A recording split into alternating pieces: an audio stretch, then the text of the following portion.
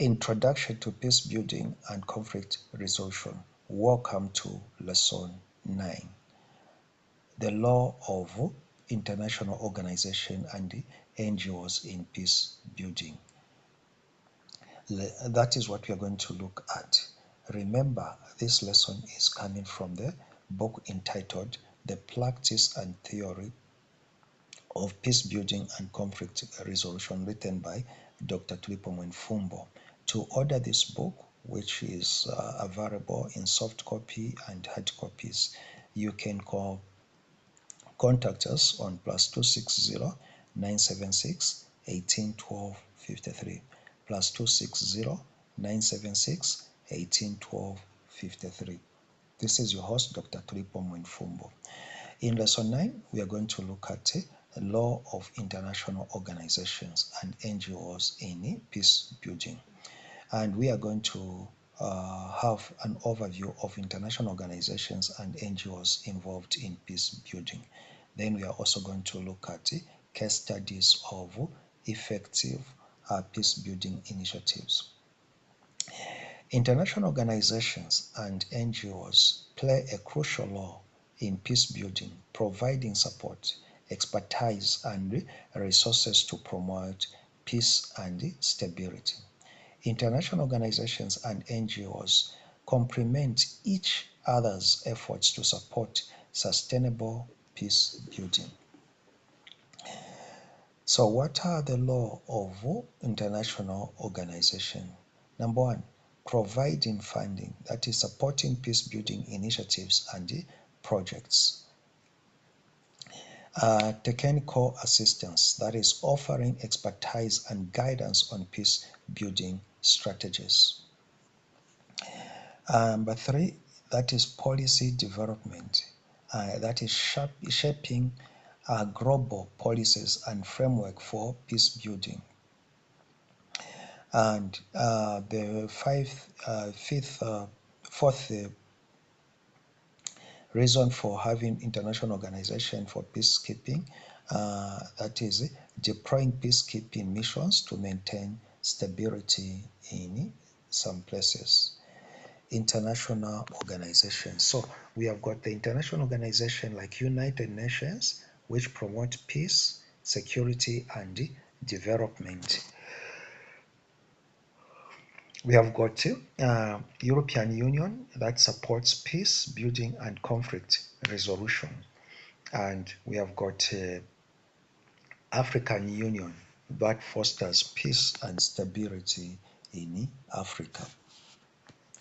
The NGOs that mostly work on peace building, post-peace building, and also during negotiations. There have got the grassroots engagement, which works directly with the local communities to promote peace. Then capacity building, which enhancing local capacity for peace building and conflict resolution. Then there are advocacy organizations which promote peace building agendas and advocating for human rights.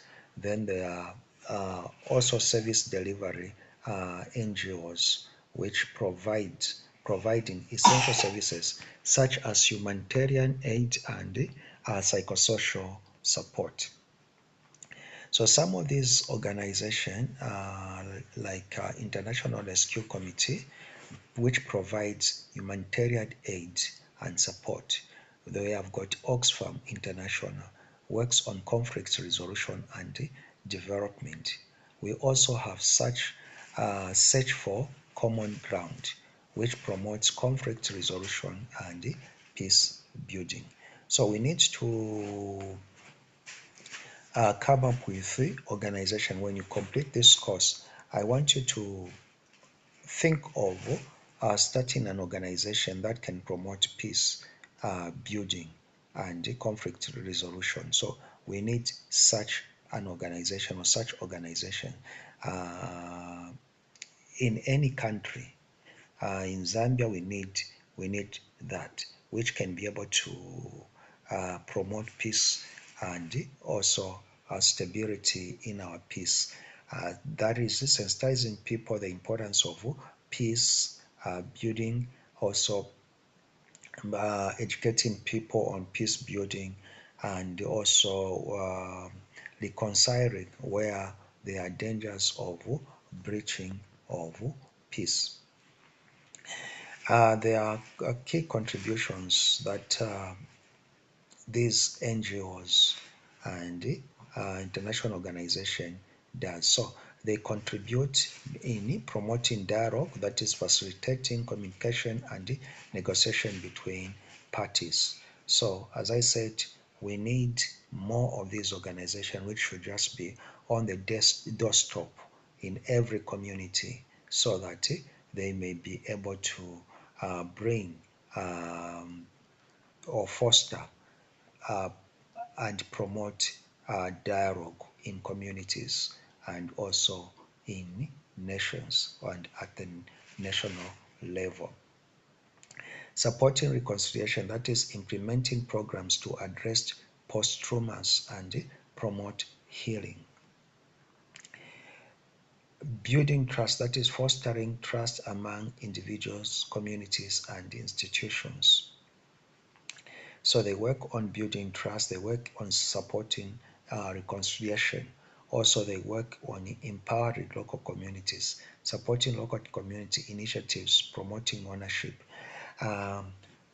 Again, because some of the things that causes the conflict or breaches peace in communities is when the communities feel that they are left out, and especially when they feel unjust sharing of economy, so people revolt. So as the organizations, they have to work on that. So if you come up with an organization, you have to look at those objectives. The case studies that we can look at in peace building, United Nations law in Cambodia's peace process that which supported peace negotiations and post-conflict reconstructions. Then we have seen EU peace building efforts uh, in many countries that promoted stability and reconciliation. Then IRC's work in Somalia, which provided humanitarian aid and supported peace building initiatives. Okay, thank you so much. You can like the video and subscribe to this YouTube channel to have more information and more knowledge on these topics. And if you want to join in any of our programs, you can contact us on +260 976 1812 53 +260 976 1812 53. This is your host, Dr. Tripo Manfumbo, and remember that all this information is coming from this book entitled The Practice and Theory of Peace Building and Conflict Resolution, which is a must, a handbook for peace builders. It's a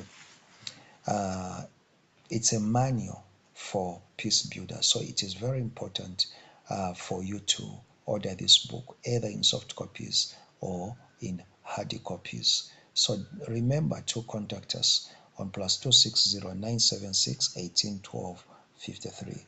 Thank you so much and God bless you. Remember to join us in the next class.